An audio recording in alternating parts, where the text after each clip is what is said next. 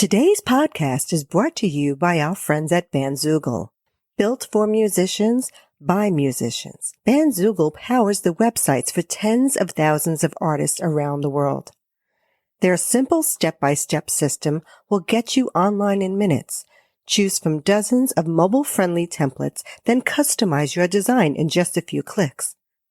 Built for musicians, by musicians, BandZoogle has all the features you need for your website and EPK already built in, including tools to sell music and merch commission-free crowdfunding and fan subscription features, mailing list tools to grow your fan list and send professional newsletters, integrations to pull in content from your online services, including YouTube, Twitter, and SoundCloud, and live support from their musician-friendly team 7 days a week.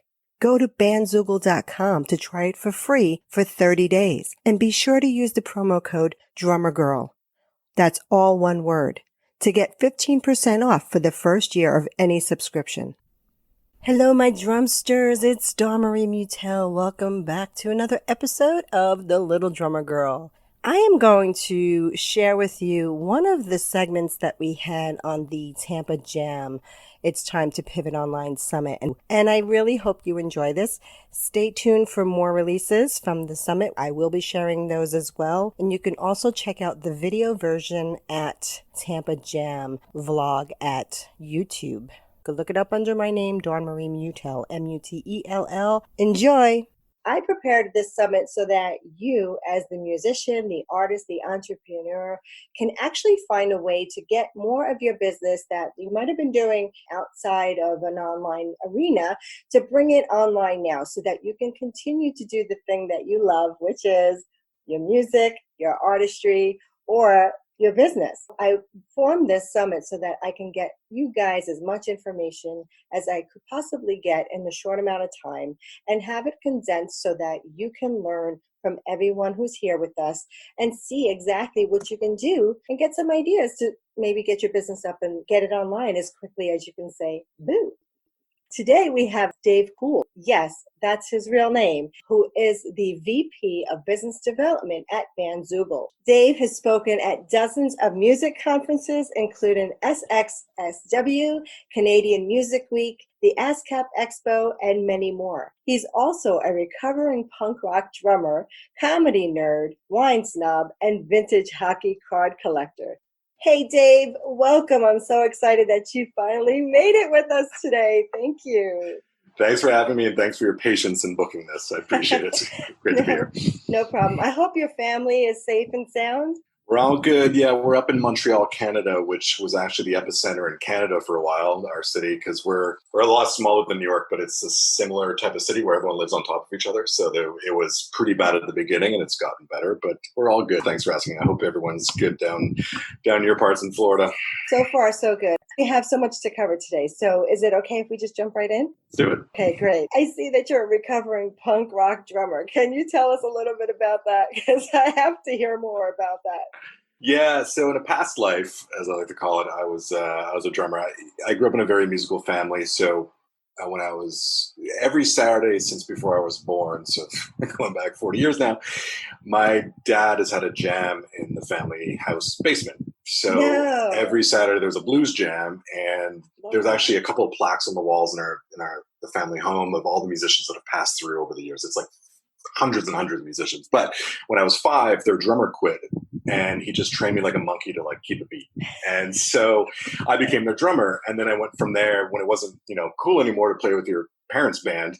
I went on and played in a bunch of punk rock bands up here in Montreal, and, I had some minimal glory in those bands, like doing little tours and signing to very small local labels and sleeping in vans and in parking lots and all that fun stuff. But I never wore earplugs back then, and I did a real number on my ears. And so my right ear, I tell people, is just there for symmetry. It actually doesn't do very much anymore. It doesn't I lost a bunch of hearing. I have severe tinnitus, the ringing in your ears.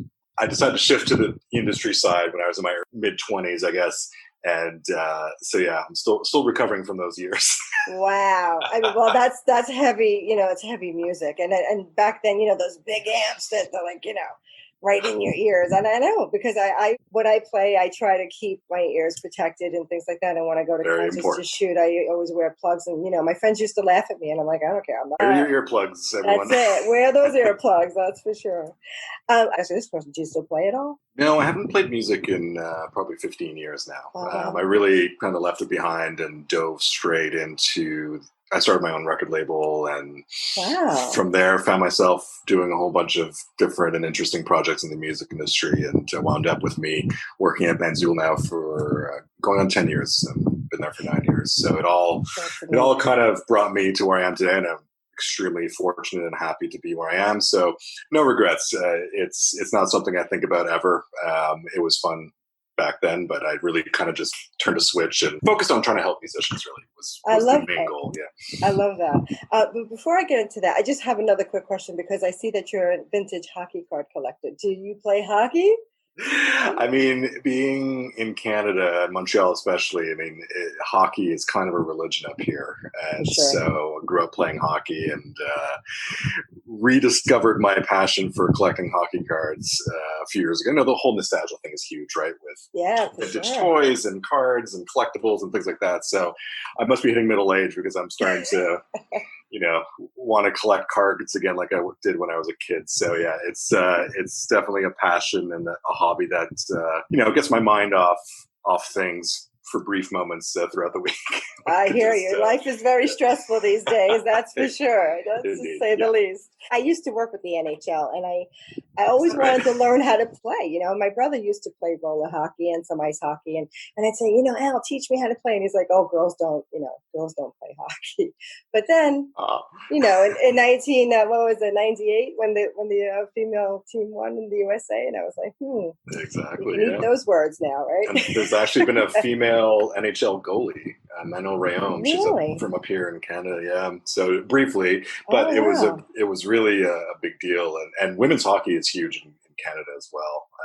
It's always Canada versus the U.S. in the finals of those things because the two countries are a little bit more ahead. It's always great games, yeah. And I love Montreal. I haven't been up there since about 87, I think, but it was just spectacular. It was such a beautiful country. And I remember, what is it, Mount Tremblant? Yeah. Yeah, Mont Tremblant, yeah. Oh my gosh. I went on a seaplane ride over there. It was just amazing. The landing was freaky as all hell because I see these massive pine trees and I'm thinking, oh my God, we're going to crash. That's a little nerve-wracking. Yeah, Mont Tremblant is beautiful. It's, I always tell people if they want to come visit Montreal, they absolutely should and need to, but between the months of like June and August. And then after, if you're not a fan of winter, just avoid it for about 8 months of the year because people don't believe you, but like a lot of BandZoogle members are in the US and I'm friends with a bunch of them and I'll text them screenshots of my weather app and be like, hey, it's, minus 32 degrees Celsius today. And then a few months later in summer, it'll be almost 100 degrees Fahrenheit. We go from one extreme all the way to the other. So it's summers in Montreal are a big deal. There's usually tons of festivals happening because people want to get outside, but obviously with the pandemic, everything is canceled. So there's no music festivals, no film festivals. It's so sad. I know. Very strange summer in the city right now. Most of the restaurants open and things like that right now as well? Yeah, just started recently. Everything's starting to reopen with limited capacity and things like that and distancing, but it's strange. It's very strange. And numbers are going up, of course, because things are reopening. So they're, I think it's going to be an interesting few months of shutting things down, getting under control, opening back up. For club owners, I know people that own small venues up here, music venues. That's the thing, is they're the first to close and they're going to be the last to be able to reopen the small venues because they can't social distance in a capacity 80 club. Like you can't, it's not economically viable to do it anyways. So it's pretty sad. We already lost a couple of important music venues in Montreal in the last month. And there will probably be more, unfortunately. So it's very strange times for the live music industry for sure. Really sad to hear that. I'm hoping that things can kind of get back to normal and stuff. How did you end up working with BandZoogle? It was, I started my label.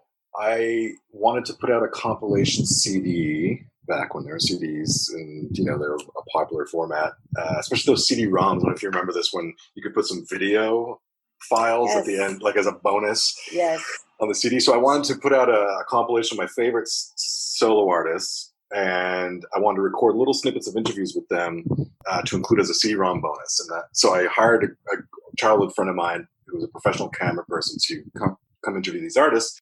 And long story short, it ended up being a feature documentary film with a bonus compilation CD that came with it. We interviewed 20 artists. We interviewed the founders of CD Baby and Sonic Bids back then, just to talk about the experience of being an independent musician. This is 2005. So this was just before MySpace hit. So the social media thing wasn't even a thing. But it was interesting because the experience of independent musicians was very common across genres. And so that came out, and the founder of Sonic Bids at the time, Panos Panay, was super supportive, and he made it mandatory viewing for all new staff at the company. And BandZoogle hired a CEO a few years after that, and he became friendly with the Sonic Bids people and was saying like, hey, I should write this blog post about music conferences and giving advice. And they're like, hey, there's a guy named Dave Cool in your hometown that did this great movie and also blogs and puts out free ebooks for musicians. You should probably meet with him. And then met with their CEO at the time. This was probably 10 years ago. And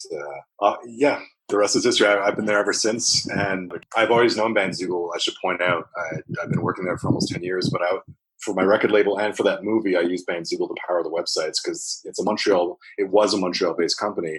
And I knew the founder, Chris. I knew his band. They were the big rock band in Montreal's scene when I was coming up. And so I knew the band. And then when they broke up, kind of a funny origin story of BandZoogle, he was hired by the major label he was on to design. He was a web designer. So he was hired to design all the websites of all the bands on the label. And that quickly became overwhelming because everyone's like, can you add this date to our tour? Can you add this photo? Can you change your bio? Can you do this and that? And he built a control panel with a login for all the bands and managers and said, do it yourself. I'm too busy. And everyone stopped bugging him. And so BandZoogle was born, basically. He thought, this could be useful. So this is 18 years ago. Wow. So he thought that could be useful for other musicians. And 18 years later, we're powering over 50,000 websites for musicians around the world. So it was kind of a funny accident that it all happened. And I knew BandZoogle when they started. I started using them. When I joined the company, I logged into our admin to see my accounts, and they were from early 2004, and the company launched in late 2003. So I was an original user. So I've always loved the product, the platform, and what they do for musicians. So it's been fun to be part of the company. That's amazing. What is the name of your label? Do you still have the label? Or? Oh, no. It lasted 2 releases. I released one album for a singer-songwriter up here in Quebec, then let him out of his contract, and he signed to other bigger labels and released the movie, and then that was it. Wow. Okay. I did programming at a couple of venues in Montreal for a couple of years, and then I worked for BandZoogle ever since. So I kind of jumped around the industry, which was great because I learned different aspects of the industry, and it's definitely helped inform some of the. We really focus a lot on educating musicians, so it helped form a lot of those experiences. Definitely helped with a lot of that education for artists, because knowing what it's like on both sides, trying to book and then being booked and things like that. So, but no more label. That's a very tough job, and there's some great people doing it, but I was just not one of them.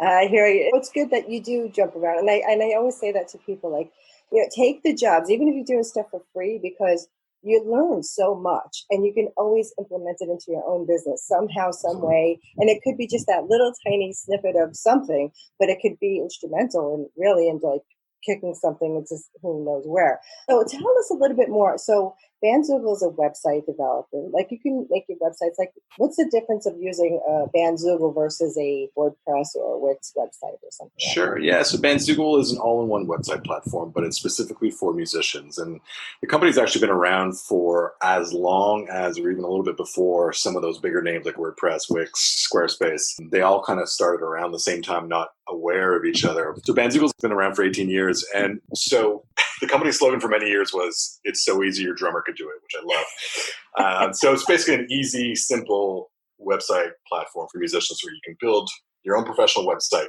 So all the design templates are there. Our lead designer and our design team takes great care so that all the design templates are great out of the box. You can just apply it to your site and you're good to go. All the colors and fonts are all matched, paired well, but you can go in and just with point and click customize every element, font, color on your site to really brand it how you want. You get everything included. So domain name included, hosting's included, 7-day-a-week support is included. Plus, we have a bunch of direct fan tools. So you can sell music, merch, tickets, including live stream tickets. You can take donations. You can run crowdfunding campaigns. You can do monthly fan donations, like a fan subscription. And it's all commission free. BandZoogle's never, ever taken a cut of sales. We're just about at $65 million in commission free sales for the platform from BandZoogle members. It's incredible to see. And built-in mailing list tool as well, blog, photo galleries, and we have integrations with a whole bunch of different social media platforms and other music platforms as well, just to make things a little easier for our members to incorporate those tools. So it's really an all-inclusive platform to build a website and sell your music and merch directly to your fans, because that way you're making more money because BandZoogle doesn't take a cut, and you're owning that relationship and that data. So you get the email addresses and you're able to keep in touch with those fans over the long term, which is super important to be able to do. Wow, that's stupendous. I mean, I didn't realize that they would be commission free on the sales end, because most places, they always want a cut of something, you know? Yeah. So I should point out that BandZoogle's not free to use. So it's a different thing. So you pay a monthly subscription to BandZoogle, and it ranges from $10, $15, or $20 a month. And that's it. There's no extra fees to change designs. You can change your design in 2 clicks. You can contact support 7 days a week. There's no extra charge for that. So, members that pay the subscription have access to all the design plus all the e-commerce stuff. So we never want to touch the artist's money. So it's really, you're basically paying for the hosting, the support, and then access to the tools. But you own your domain name, you own your content, you own your mailing list. If someone leaves BandZoogle for whatever reason, they take their domain, they take their content, they take their mailing list. We're just powering the back end, making it look great. We're there to help you when you need it, but we want you to be front and center and own the relationship between yourself and your fans. And that's really unheard of, because, most places, if you go somewhere, they want to have ownership of everything. It's like you give up so much sometimes. And I really love that you guys are doing this for artists this way, because it's really unheard of. So that's amazing. And those prices are really good, because I know for my hosting, I always have to pay this, that, and the other thing, and for my podcast, this, that. So before I know it, I'm spending, whatever per month, and I'm thinking it's a lot of money. It adds up very quickly. It does. And they always try to upsell you on different packages that you may or may not need. It gets really confusing. I mean,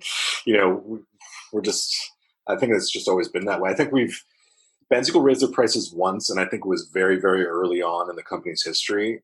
And then the only other change to the pricing was to add the light plan, which was the $10 a month plan, which was, I think, over 12 years ago. But prices have remained the same. And we've just been adding and adding and adding to the platform based on feedback, which what I love about the company is that every request that comes in from a member, whether it's through our live chat or an email ticket to support, whether it's to me directly or to our team at music conferences, every suggestion gets logged in a database, and our CEO, Stacy, and the developers look at those suggestions and build out the tools that our members are requesting. So 18 years of that, of musicians telling BandZoogle what they want for their websites, you end up with a pretty robust platform that specifically fits the needs of musicians and bands, which is pretty cool. I'm so excited about it. And I know that you've gone way above and beyond, and you've actually prepared something special for our participants today. Can you tell us a little bit about that? Yeah, sure. So if you use the promo code Tampa Jam, all one word, Tampa Jam, when you sign up for a free trial, there's a little checkbox, and you can enter a promo code. So just enter the promo code Tampa Jam, all one word.